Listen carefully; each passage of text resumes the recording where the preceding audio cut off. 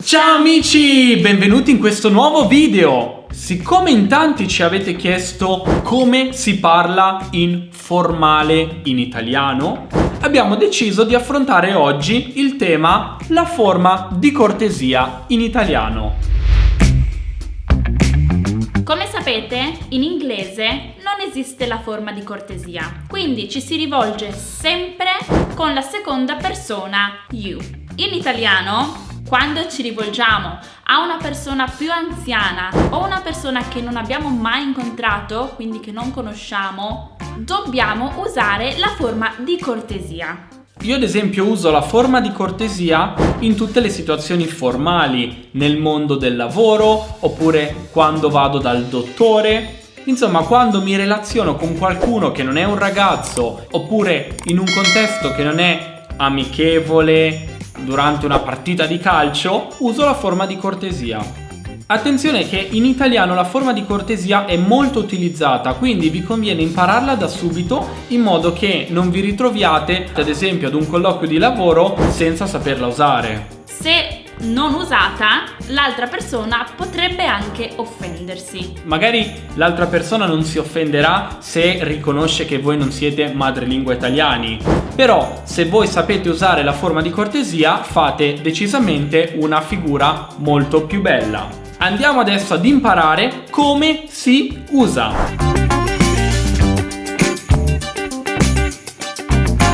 Quando ci rivolgiamo a una persona ci sono due forme, quella del tu o quella del lei. Quella del tu, che è la seconda persona singolare, è la forma informale, che quindi utilizzeremo con gli amici, con i nostri parenti, con i nostri coetanei, con qualcuno con cui abbiamo confidenza. E poi abbiamo la forma del lei, che appunto useremo con chi non conosciamo, con chi è più anziano o in un contesto di lavoro. La forma del lei è la terza persona singolare e si usa sempre nella versione femminile, lei, mai lui. Questo significa che la forma di cortesia in realtà non è molto complicata dal punto di vista grammaticale, è esattamente come succede in spagnolo con usted. Si usa la terza persona singolare anche se ci si rivolge a una persona in maniera diretta. Andiamo a vedere quindi un esempio molto facile per mettere al confronto la forma informale e la forma formale o di cortesia.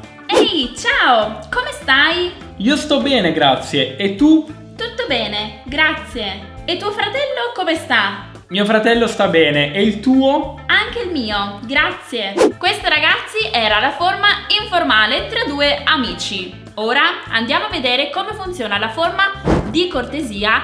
Buongiorno, come sta? Io sto bene, grazie. E lei? Anche io sto bene, grazie. Come sta suo fratello? Mio fratello sta bene. E il suo? Anche il mio, grazie. Benissimo, questo era un esempio molto semplice dove si può capire la differenza tra l'informale e il formale. Adesso, se vi state chiedendo come si usa la forma di cortesia al plurale, lo andiamo a vedere subito. Se vi dovete rivolgere ad un gruppo di persone in un contesto formale, andrete ad usare la persona voi. Questo significa che tra un contesto formale e un contesto informale non c'è differenza nel modo in cui voi parlate a un gruppo di persone. Ovviamente magari cambieranno un po' le parole che utilizzate, quindi se non sapete bene i saluti, i greetings, potete andare a guardare il nostro video che sta spuntando proprio adesso, quindi non andrete ad usare ciao, andrete ad usare piuttosto salve o buongiorno. Però dal punto di vista grammaticale di come coniugate il verbo si utilizzerà comunque la persona voi. Ad esempio, se siete al bar, il cameriere si rivolgerà a voi. Buongiorno signori, che cosa vi posso portare? Quindi vi darà del voi perché siete un gruppo di persone. Da soli, il cameriere vi dirà buongiorno. Cosa le posso portare? Maschi o femmine? Vi darà sempre del lei. Prima di chiudere il video andiamo a vedere una cosa importante nel caso voi dobbiate scrivere email o lettere in un contesto formale. I pronomi nella forma di cortesia vanno sempre con la lettera maiuscola. Se scrivete ad una persona in modo informale potrete dire spero di rivederti presto. Il pronome ti si scrive con la lettera minuscola perché appunto siamo in un contesto informale. Quando invece vogliamo scrivere arrivederla, quindi in un contesto formale, la L del pronome la sarà in maiuscolo. Bene ragazzi, spero che il video sulla forma di cortesia vi sia piaciuto. Mi raccomando, usatela sempre, a meno che l'altra persona non vi dica possiamo darci del tu. Speriamo il video sia utile per le vostre future conversazioni in Italia. Se volete seguirci su Instagram, abbiamo una pagina dove postiamo molte foto con vocaboli in italiano, con scioglilingua e tantissime altre curiosità sull'Italia. Troverete il link diretto nella descrizione qui sotto al video. Bene ragazzi, ci vediamo al prossimo video e ciao!